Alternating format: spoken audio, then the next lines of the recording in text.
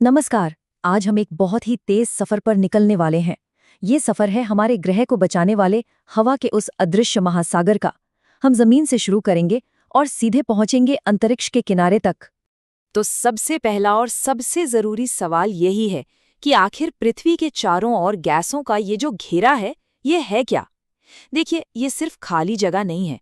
ये परतों का एक बहुत ही पेचीदा सिस्टम है जो हमें सुरक्षित रखता है, मौसम बनाता है और तो और अंतरिक्ष से आने वाले उल्कापिंडों तक को जला देता है। चलिए एक एक करके इसकी परतों को समझते हैं।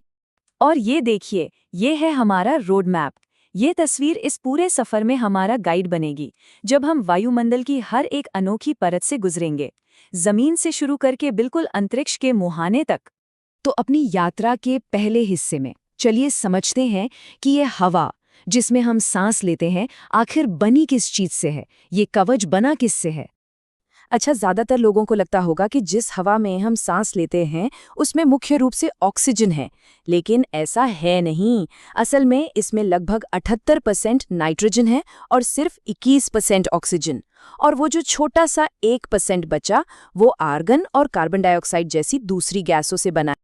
जी हाँ, पूरे 78%। नाइट्रोजन हमारे वायुमंडल में सबसे ज्यादा मात्रा में पाई जाने वाली गैस है।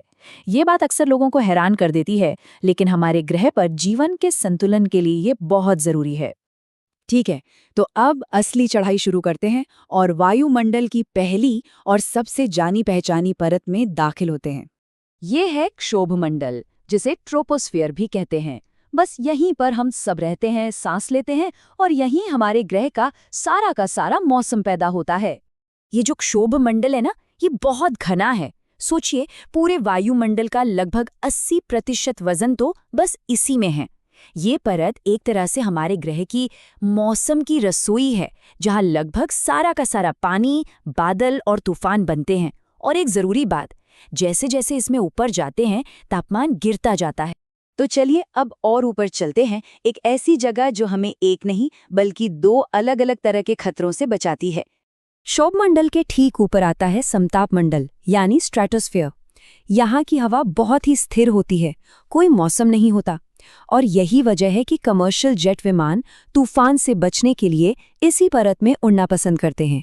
और हाँ, यहीं पर है हमारी पृथ्वी का अपना सनस्क्रीन यानी ओजोन परत। ये एक ढाल की तरह काम करती है जो हमें सूरज की खतरनाक यूवी किरणों से बचाती है। इसके बिना पृथ्वी पर जीवन मुमकिन ही नहीं होता। तो समताप मंडल तो हमें सूरज से बचाता है, लेकिन इसके ठीक ऊपर एक और परत है, एक ऐसी ढाल जो हमें अंतरिक्ष से आने वाली चट्टानों से महफूज रखती है। मिलिए मध्यम मंडल यानी मेसोस्फीयर से।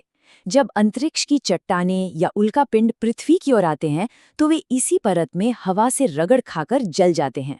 ये हमें हर दिन होने वाली एक तरह की ब्रह्मांडीय बमबारी से बचाता है। और एक मजेदार बात बताएं, ये परत अविश्वसनीय रूप से ठंडी है। इसकी ऊपरी सीमा हमारे वायुमंडल की सबसे ठंडी जगह है, जहां तापमान -100 डिग्री सेल्सियस तक गिर सकता है। तो अब हम पहुंच रहे हैं अपनी यात्रा के आखिरी पड़ावों पर, उस सीमा के पास जहां हमारा वायुमंडल अंतरिक्ष के सन्नाटे में घुल मिल जाता है। अगली परत है थर्मोस्फियर, और यहाँ चीजें थोड़ी अजीब हो जाती हैं। कहने को तो यहाँ का तापमान 2000 डिग्री सेल्सियस तक जा सकता है, लेकिन इसे महसूस नहीं किया जा सकता, क्योंकि हवा के कण इतने दूर दूर होते हैं कि वो गर्मी को एक दूसरे तक पहुंचा ही नहीं पाते। तो ये जगह अविश्वसनीय रूप से गर्म, पर महसूस बर्फीली ठंडक जैसी होगी। इसी ऊपरी वायुमंडल के अंदर एक खास इलाका है जिसे आयन मंडल कहते हैं। सूरज की रेडिएशन यहाँ की गैसों को चार्ज कर देती है, जिससे ये रेडियो तरंगों को वापस पृथ्वी पर लौटा सकता है। और इसी वजह से दुनिया भर में लंबी दूरी का रेडियो कम्युनिकेशन मुमकिन हो पाता है। अच्छा, सफर खत्म करने से पहले एक सवाल। नॉर्दर्न और सदर्न लाइट्स के बारे में तो सुना ही होगा। ये आसमान के सबसे शानदार नज़ारों में से एक है। ये जो शानदार ऑरोरा है ना, जिसे नॉर्दर्न और सदर्न लाइट्स भी कहते हैं, वो यही तापमंडल में ही बनता है। ये तब होता है जब सूरज से आने वाले चार्ज्ड पार्टिकल्स पृथ्वी के मैग्नेटिक फील्ड से टकराते हैं। और आखिर में हम पहुंचते हैं बहिर्मंडल यानी एक्सोस्फीयर में। ये हमारे वायुमंडल की अंतिम सबसे पतली सीमा है, जहां गैस के अणु धीरे धीरे अंतरिक्ष में खो जाते हैं। तो अब जब हम बिल्कुल ऊपर तक आ चुके हैं तो चलिए एक बार पीछे मुड़कर देखते हैं कि ये पूरा सिस्टम एक साथ काम कैसे करता है।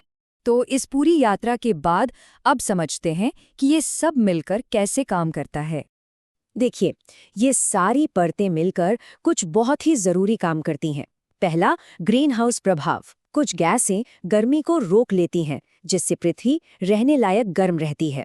दूसरा, ओजोन परत, जैसा कि हमने देखा, वो हमें खतरनाक यूवी किरणों से बचाती है। और तीसरा, वायुमंडलीय दबाव, यानी हमारे ऊपर की हवा का वजन, ये पानी को तरल बनाए रखने और जीवन को मुमकिन बनाने के लिए जरूरी है। ये सब एक बहुत ही नाजुक संतुलन में काम करते हैं। तो यहाँ एक आखिरी बात सोचने वाली है, ये जो पेचीदा और लगभग अदृश्य सी ढाल है, यही हमें अंतरिक्ष की बेरहमी से बचाती है। लेकिन ये सवाल पूछना बहुत जरूरी है, जमीन पर हमारे काम जैसे प्रदूषण इसके नाजुक संतुलन पर कैसे असर डाल रहे हैं? ये एक ऐसा सवाल है जिस पर हम सभी को सोचना चाहिए।